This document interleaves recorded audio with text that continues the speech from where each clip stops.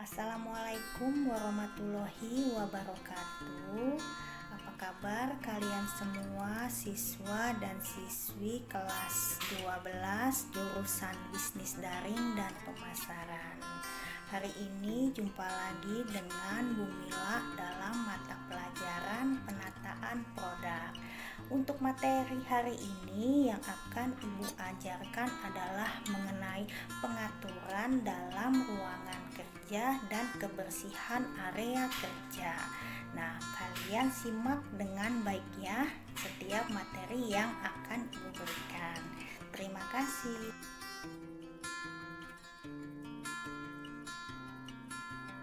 Pengaturan tempat kerja dan kebersihan area kerja oleh Mila Falami, mata pelajaran penataan produk, kelas 12 bisnis daring dan pemasaran. Tujuan pembelajaran: 1. Menjelaskan hakikat pengertian pengaturan tempat kerja. 2. Menjelaskan azas-azas tata ruangan kerja atau kantor.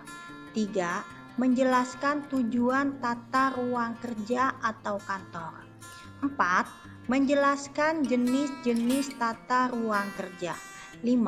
Menjelaskan pedoman tata ruang kerja kantor. 6. Mendeskripsikan hakikat kebersihan area kerja. 7. Menerapkan kebersihan area kerja produk drink, food, fresh, kosmetik, fashion, dan sport. Bab 2. Pengaturan tempat kerja dan kebersihan area kerja. A. Pengertian pengaturan tempat kerja. Pengaturan tempat kerja adalah mengatur atau menyimpan barang dan alat kerja di tempat yang benar dan tepat. Untuk dapat melakukan tempat kerja dengan memilih barang yang disimpan, langkah selanjutnya adalah 1. Penentuan tempat penyimpanan. Dalam penentuan tempat penyimpanan, hal yang harus diperhatikan adalah kesesuaian tempat kerja dan pola penyimpanan. Tanpa ada pola yang ditentukan, berarti melakukan pemborosan waktu untuk pencarian barang bila diperlukan. 2. Pengaturan tempat penyimpanan. Langkah selanjutnya adalah menentukan bagaimana barang akan ditata di tempat tersebut. Apabila yang penting adalah barang yang disimpan harus dapat segera mungkin diketahui tempatnya dan diambil bila diperlukan. Untuk lebih mempermudah dalam pencarian barang, tandailah tempat penyimpanan. 3. Patuhi aturan penyimpanan. Setiap barang yang diambil dari tempat penyimpanan harus dikembalikan ke tempat tersebut segera setelah selesai digunakan. Langkah tersebut akan membuat tempat kerja menjadi tertata rapih, yang berarti menghemat pemakaian waktu yang digunakan untuk mencari barang. Penempatan barang dan alat kerja yang dengan benar dapat mengurangi kemungkinan kecelakaan seperti terantuk, terjatuh, kejatuhan barang atau alat kerja dan lainnya. B. Azas-azas ruang kerja kantor. 1. Azas jarak terpendek. Tata ruang yang baik adalah apabila dalam proses penyelesaian pekerjaan, penyusunan tempat kerja karyawan, dan penempatan alat-alat kerja menempuh jarak yang sependek-pendeknya.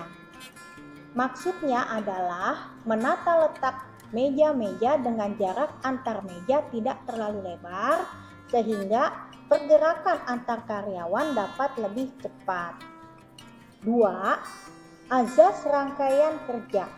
Azas rangkaian kerja yaitu penempatan para pegawai dan peralatan menurut urutan pekerjaan yang dapat dijadikan pekerjaan lebih cepat dan tidak membuat simpang siur pegawai lainnya, karena pengaturan mejanya sudah teratur. 3. Azas penggunaan segenap ruangan. Azas penggunaan segenap ruangan adalah tidak ada ruangan atau luas ruang yang tidak dimanfaatkan. Jika ada ruangan yang kosong, maka dapat diletakkan tanaman, hiasan, akuarium, dan lain sebagainya, sehingga membuat ruangan semakin asri dan nyaman. 4. Azas perubahan susunan tempat kerja. Azas perubahan susunan tempat kerja ini memungkinkan apabila di kantor ada perkembangan baik pada pekerjaan maupun pegawai. Tata ruang dapat diubah dengan mudah dan cepat sesuai dengan kebutuhan kantor. C. Tujuan tata ruang kerja kantor. 1. Memberikan kemudahan yang optimal bagi arus komunikasi dan arus kerja.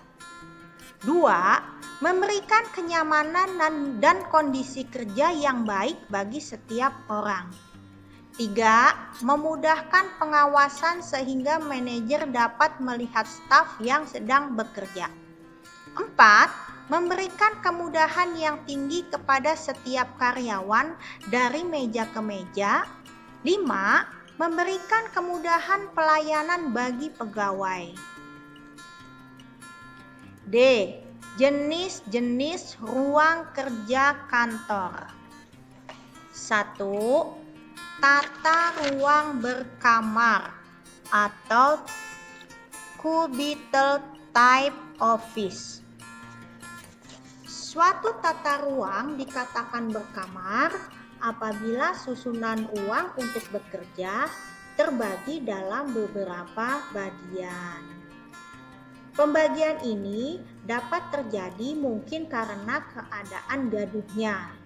Umumnya, bagian-bagian tersebut dipisahkan oleh alat penyekat tertentu, sehingga ruang kerja tersebut sulit diawasi dalam satu sudut pandang.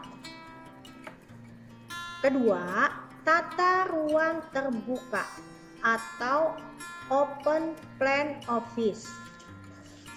Penataan tata ruang terbuka ini tidak dipisah-pisahkan menjadi beberapa bagian atau tidak menggunakan penyekat sebagai pemisah.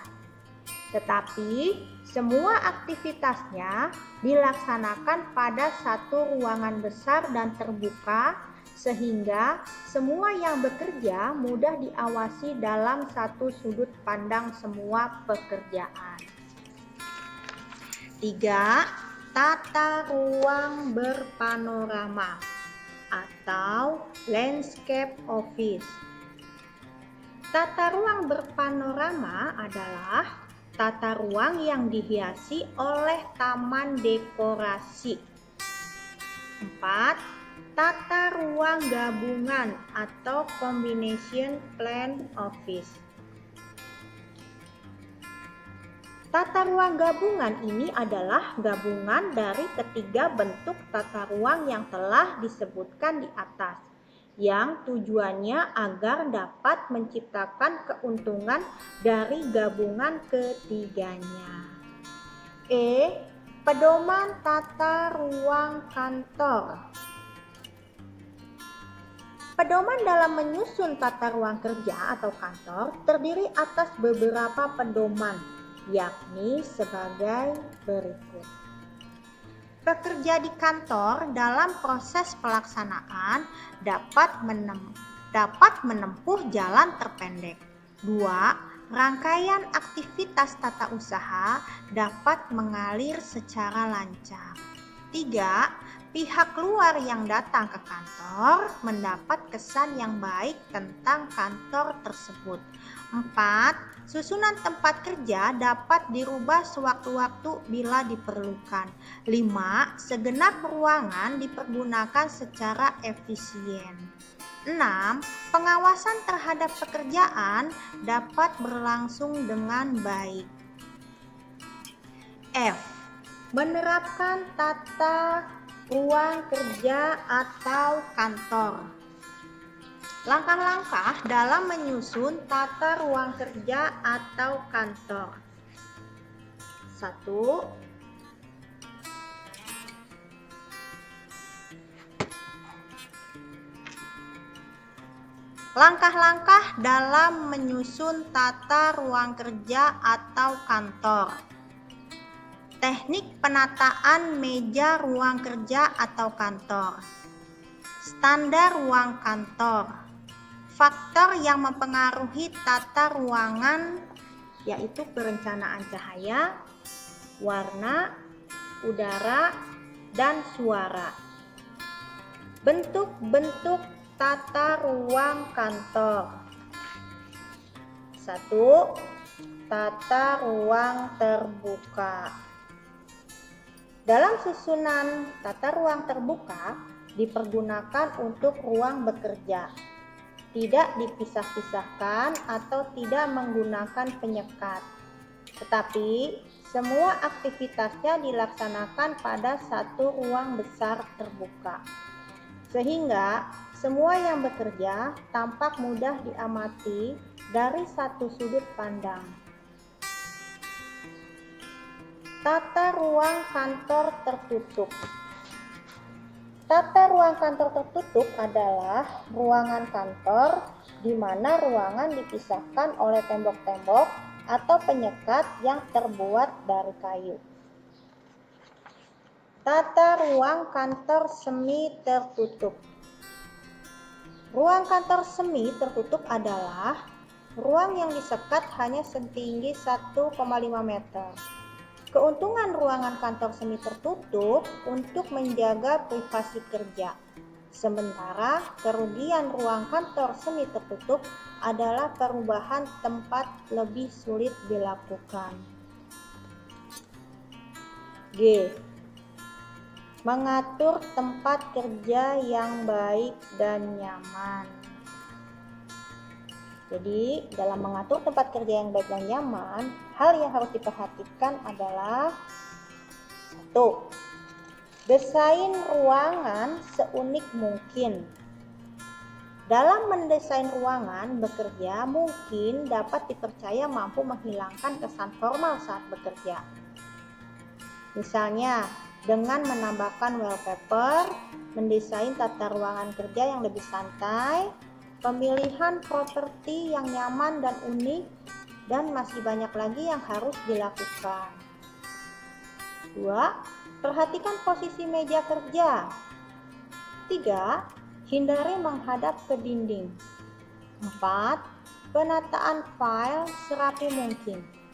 5. Perhatikan letak furniture. 6. Peletakan komputer. 7. Percantik meja kerja. 8. Tempat sampah, jadi harus ada tempat sampah. 9. Suhu ruangan. H. Hakikat kebersihan area kerja.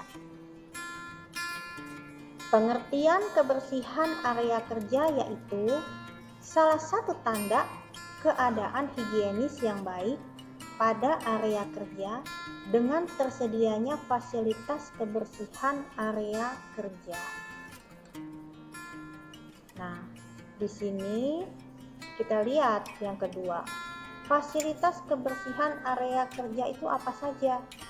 Dengan disediakannya wastafel, toilet, tempat sampah, permukaan peralatan, air, sistem drainase, pintu, dan jadwal pemeliharaan.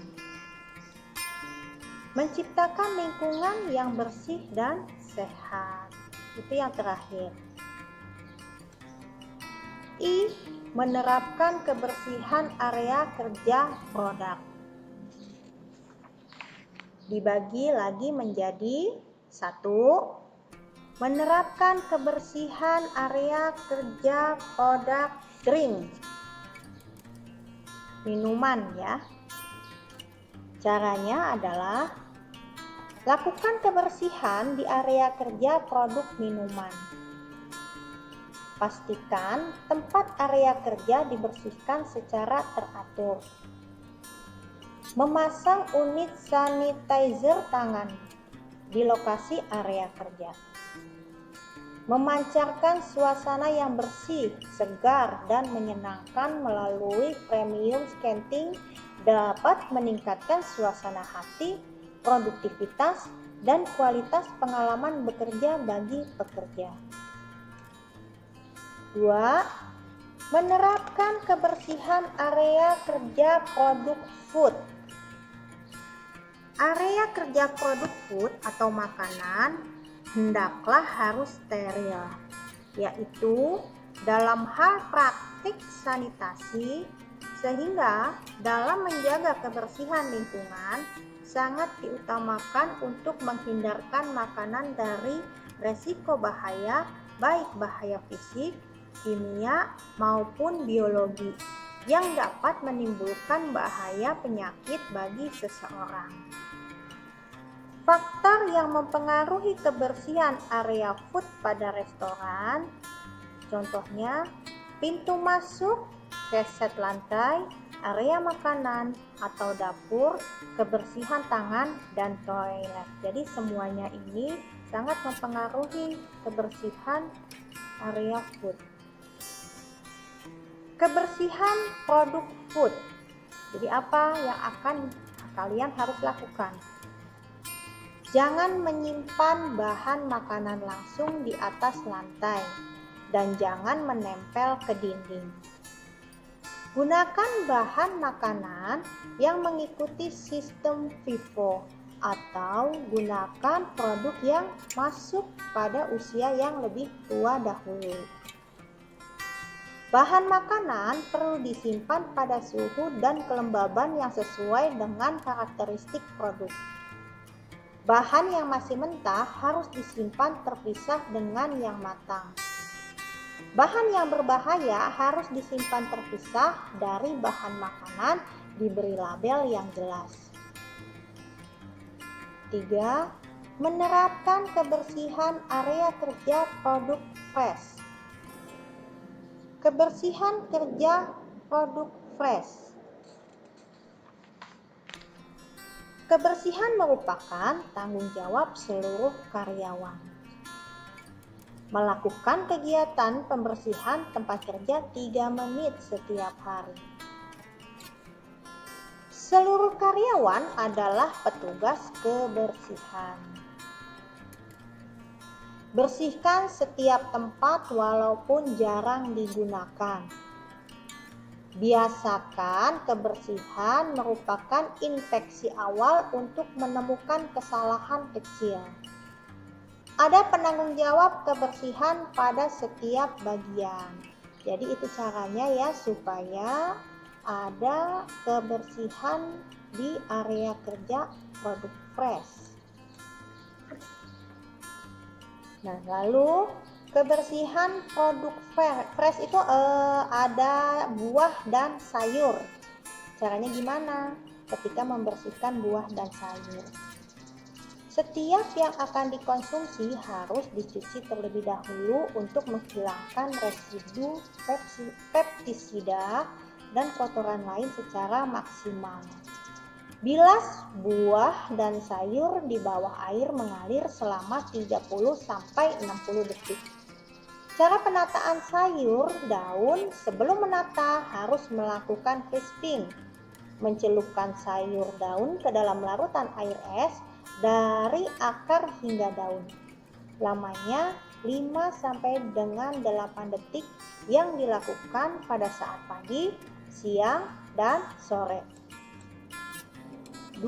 Daging. Jadi cara kebersihan pengolahan daging. Pencegahan kontaminasi mikrobial pada material mentah, setengah jadi, dan produk akhir dalam proses pengolahan daging melalui peralatan, meja kerja, mesin, dan pada tangan pakaian pekerja. Meminimalisir pertumbuhan mikrobial pada material mentah, setengah jadi, dan produk final dengan penyimpan pada suhu rendah. mengurangi atau menyingkirkan kontaminasi mikrobial dengan melakukan proses pemanasan pada akhir proses pengolahan untuk memperpanjang ketahanan produk. 4. Menerapkan area kerja produk kosmetik. Caranya, mendesain area kerja kosmetik, membersihkan dan mensanitasi area kerja ruangan kosmetik, yaitu dengan cara membersihkan debu, kaca, dan menyapu. Kebersihan produk kosmetik. Jadi produk kosmetik juga harus dibuat sangat bersih. 5. Menerapkan kebersihan area kerja produk fashion. 1. Jaga lingkungan kebersihan area kerja. 2. Kelola sampah di area kerja. 3. Kelola tata ruang yang benar. 4. Kepedulian karyawan. 5. Pejabat toko menjadi pionir dalam kebersihan. 6. Petugas cleaning service selalu membersihkan area fashion. 6. Menerapkan kebersihan di area kerja produk. 1. Kebersihan area kerja spot. Jadi di sini untuk produk olahraga. Menyapu area spot atau olahraga. Sediakan tempat sampah, menyikat lantai dan mengepel lantai tempat olahraga.